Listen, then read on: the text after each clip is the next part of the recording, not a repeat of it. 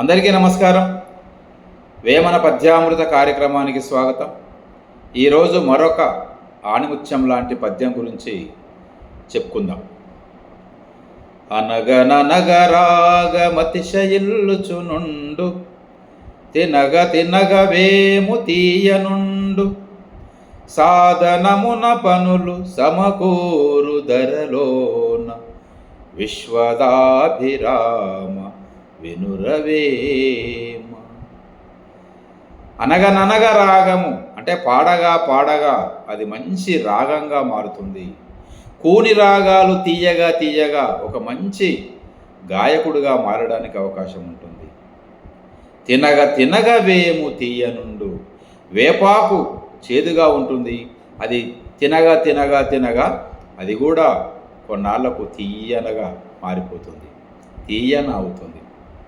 అంటే ఎన్ని కష్టాలు వచ్చినా కష్టాలను భరించుకుంటూ కష్టాలను ఇష్టంగా భావించుకుంటూ ముందుకు వెళ్ళినప్పుడు మాత్రమే అతనికి ఒక అద్భుతమైన ఫలితం, అమృతం లాంటి ఒక ఫలితము అనేటువంటిది లభించడం జరుగుతుంది. తద్వారా దాన్ని ఆస్వాదించడం అనేటువంటిది జరుగుతుంది. సాధనమున పనులు సమకూరు ధరలోన, నిరంతరము సాధన చేస్తే తప్ప పనులు సమకూరవు. ఒక లక్ష్యాన్ని సాధించడం అనేది జరగదు. ఒక సినీ రచయిత అంటాడు, మనిషై పుట్టినవాడు కారాదు మట్టి బొమ్మ, పట్టుదలే ఉంటే కాగలడు మరో బ్రహ్మ. అంటే పట్టుదల అనేది ఉన్నప్పుడు మాత్రమే మరొక బ్రహ్మగా మారడానికి అవకాశం ఉంటుంది. కనుక ఏది తనంతట రాదు, తనంతట తానుగా రాదు.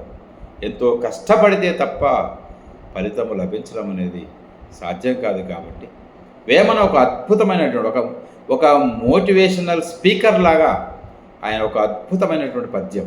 ఈ పద్యం ఆ విధంగా విద్యార్థులకు ఎంతగానో ఒక స్ఫూర్తిని అందించేటువంటి పద్యం ఇది.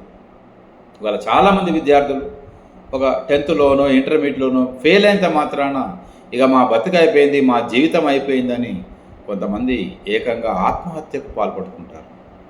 ఎంత బాధాకరం!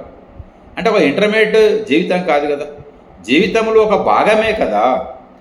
కాబట్టి అటువంటిప్పుడు ఏంటి, మరింతగా సాధన చేయాలి, మరింతగా కష్టపడాలి. ఎక్కడైతే లోపం ఉందో, ఏ లోపం వలనైతే తాను ఫెయిల్ కావడం జరిగిందో ఆ లోపాన్ని సరిదీసుకొని ముందుకు వెళ్ళినప్పుడు తప్పకుండా ఉత్తీర్ణత సాధించడానికి అవకాశం ఉంటుంది, ఉత్తమ ఫలితాలని పొందడానికి అవకాశం ఉంటుంది. కాబట్టి ఎవరైనా సరే విద్యార్థులు కష్టపడకుండా నేను పాస్ కావాలనుకోవడం, నాకు మంచి ర్యాంక్ రావాలనుకోవడం, నాకు మంచి ఉద్యోగం రావాలనుకోవడం అనేటువంటిది అది మూర్ఖత్వమే తప్ప, అవివేకమే తప్ప మరొకటి కాదు. కాబట్టి సాధనమున పనులు సమకూరుతాయి. నువ్వు ఎంతగా తపిస్తావో, ఎంతగా శ్రమిస్తావో అంతగా ఫలితము లభిస్తుంది అని వేమన ఈ పద్యం ద్వారా చాలా అద్భుతంగా చెప్పడం జరిగింది.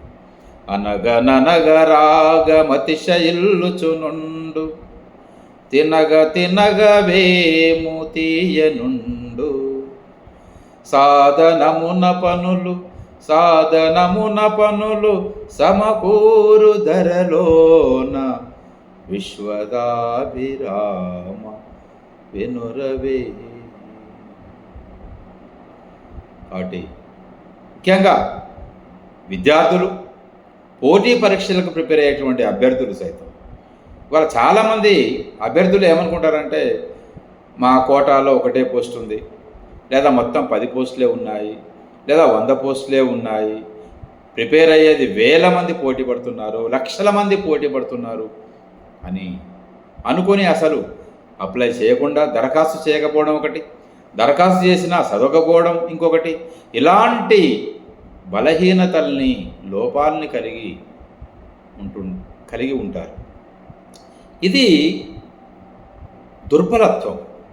నీకు కావాల్సింది ఒకటే పోస్ట్ కదా, ఆ ఒక్క పోస్టు నాదే అనేటువంటి భావన ఎందుకు ఉండకూడదు?